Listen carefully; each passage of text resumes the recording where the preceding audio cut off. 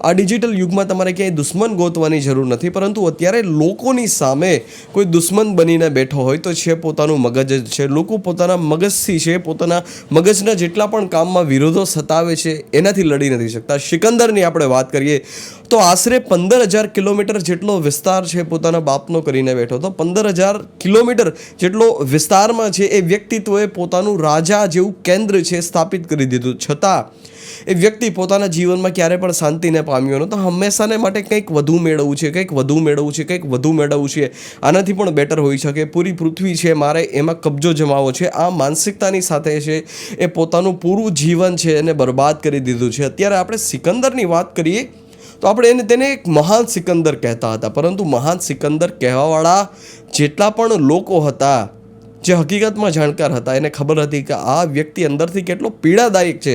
એની પાસે આટલી મોટી સંપત્તિ છે, એટલા મોટા રાજ્ય છે, એટલા મોટા રાજ્યનો એ ગાદીપતિ બનીને બેઠો છે, છતાં એ ક્યારે પણ પોતાના જીવનને શાંત નથી કરી શકતો. એ ક્યારે પણ પોતાના શરીરને સ્થિર નથી કરી શકતો, મનને સ્થિર નથી કરી શકતો. આવી એની દશા હતી.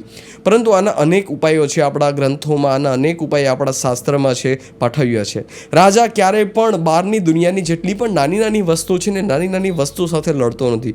રાજા પાસે લડવા માટે હંમેશાને માટે મોટા મુદ્દા હોય છે, અને જ્યારે સામાન્ય માણસો જેટલા પણ હોય છે એ બધા જ લોકો પાસે છે લડવા માટે બહુ નાના મુદ્દા હોય કે ભાઈ કેવી રીતે છે મારા ભાઈને હું હરાવી શકું, કેવી રીતે મારી આસપાસના લોકો છે એનાથી હું આગળ નીકળી શકું. મોટા વ્યક્તિ પાસે ક્યારે પણ આવા મુદ્દા લડવા માટે નથી હોતા, કે મોટા વ્યક્તિ પાસે ક્યારે પણ આવા છીછરા કામ કરવા માટે નથી હોતા. મોટો વ્યક્તિ હંમેશાને માટે દેશ માટે લડે છે.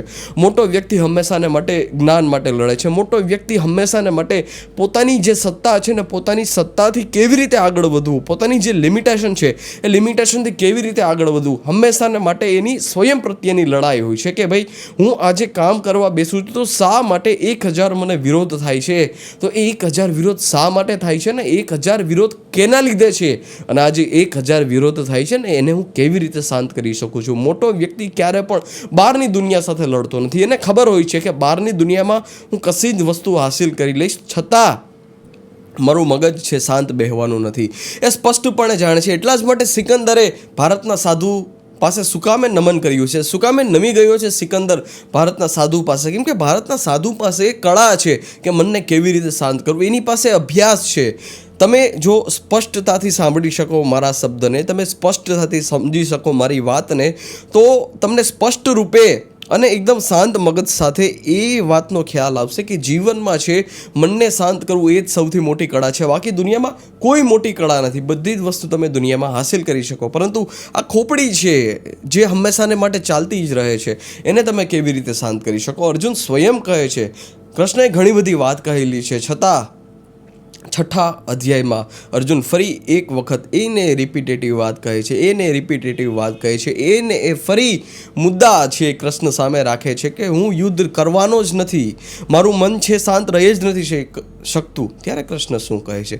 ત્યારે કૃષ્ણ સ્પષ્ટ રૂપે કહે છે કે ભાઈ મન શાંત કરવું અતિ કઠિન છે, પરંતુ અસંભવ નથી. અતિ કઠિન છે એમ કીધું છે, અસંભવ છે એવો કૃષ્ણએ પણ શબ્દ વાપર્યો નથી, કેમ કે કૃષ્ણને ખબર છે કે આ વસ્તુ છે ને આ વસ્તુને શાંત કરી શકાય છે, અને શાંત કરવાના ઉપાયો પણ છે, પણ કેવી રીતે શાંત કરી શકાય? કૃષ્ણ સ્વયં કહે છે કે ભાઈ મનને નિયંત્રણમાં રાખવું અતિ કઠિન છે, મનના વિરોધો સહન કરવા જરૂરી છે, અને મનને અભ્યાસ દ્વારા છે એને નિયંત્રણમાં રાખી શકાય છે. હવે ઘણા બધા અભ્યાસ હોઈ શકે, ધ્યાનના અભ્યાસ હોઈ શકે, અથવા જે આપણે કામ કરીએ છીએ દૈનિક જીવનમાં કર્મમાં જેટલા પણ મનના વિચારો સતાવે છે, વિરોધો સતાવે છે, એ બધા જ વિરોધોને સહન કરવા છતાં કામ કરવું. પરંતુ અભ્યાસ સિવાય બીજો કોઈ આનો ઉપાય કીધો જ નથી. જેટલી પણ બજારમાં વાતો ચાલી રહી છે કે ભાઈ મને આ કરવાના 17 વિચારને 17 ટ્રીકને 18 ટ્રીકને, એ બધી જ વસ્તુ નકામી છે, બધી જ વસ્તુ ફાલતુ છે. મનને અભ્યાસ દ્વારા જ, ફક્ત ને ફક્ત અભ્યાસ દ્વારા જ મનને નિયંત્રણમાં રાખી શકાય છે.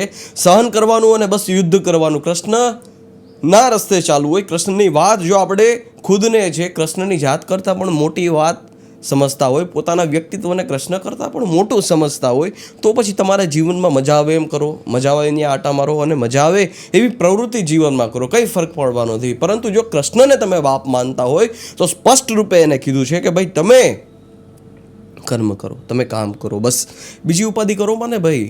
તમારે જેટલી પણ બધી જ ભવિષ્યમાં વસ્તુ ઘટિત થવાની છે, તમે જેટલી પણ અપેક્ષા રાખો છો એનો અધિકાર મેં તમને દીધો જ નથી. મેં તમને કર્મનો જ અધિકાર દીધો છે, ફળનો અધિકાર તમને દીધો જ નથી. પરિણામની જેટલી પણ ચિંતા છે, હવે આ પરિણામની જેટલી પણ ચિંતા છે ને, આ પરિણામની ચિંતાનો અધિકાર દીધો જ નથી. હવે જો અધિકાર જ દીધો ન હોય છતાં આપણે કરવા માગતા હોય તો પછી આપણી ચોઈસ એક જીવનની બની રહે છે. બીજી વસ્તુ એ પણ સમજી લે કે કામમાં જ આપણે એટલા બધા ડૂબી જઈએ કે પરિણામ વિશે આપને એવા વિચાર જ ફાલતું ના આવે. કામમાં ડૂબી જશું ત્યારે જ તો એ વિચાર બાધારૂપ નહીં થશે. મૂળરૂપ બીજી પણ એ ઘટના ઘટિત થતી હોય છે કે આપણે કામ ઓછું કરવા માગતા હોઈએ છીએ ને આપણે ફળની અપેક્ષા વધારે હોય છે. કામ એટલું કરવું જોતું આપણે બંગલા જેટલું હોય છે, ત્યારે પણ મનના વિરોધો સતાવે છે. આ પણ એક વાત છે, મગજમાં ફિક્સ કરી લેજો. મનને શાંત કરવું શક્ય છે, કઠોર જરૂર છે, પરંતુ અભ્યાસ દ્વારા મનને શાંત કરી શકાય છે. વિચારોને થોડા ઘણા સહન કરતાં શીખવા જોશે. જેટલા પણ વિચાર છે સત્યના કેન્દ્ર પર જવું જોશે. કામ કરવાનું છે તો કરવાનું છે. 1000 વિચાર સતાવે છતાં એ કામ કરવાનું તો છે તો કરવાનું છે. સહન કરો અને યુદ્ધ કરો, એના સિવાય બીજો કશો જ ઉપાય નથી. અભ્યાસ આ જ વસ્તુનું નામ છે. સ્વ અવલોકન કરો કે આજે કામમાં મન નથી લાગતું તો શું કામે નથી લાગતું. આનો જવાબ તમે સ્વયં પોતે જ આપી શકો છો, હું ના આપી શકું. પરંતુ મનના વિરોધો સતાવે છે અને સહન કરતા શીખો. પોતાના જીવનમાં છે કામ વધારે કરો. અપેક્ષાની તો બહુ બધી વાત જ ના આવે, પરંતુ લોકોની માનસિકતા અત્યારે એવી બની ગઈ છે કામ ઓછું કરવું અને અપેક્ષા વધારે રાખવી. આ જે માનસિકતા છે ને એને કાઢી નાખો. અભ્યાસ કરો, બધી જ વસ્તુ શક્ય છે. તમારા કોઈ પણ પ્રશ્ન હોય મને કમેન્ટ બોક્સમાં પૂછી શકો છો. ધન્યવાદ. જય હિન્દ. વંદે માતરમ.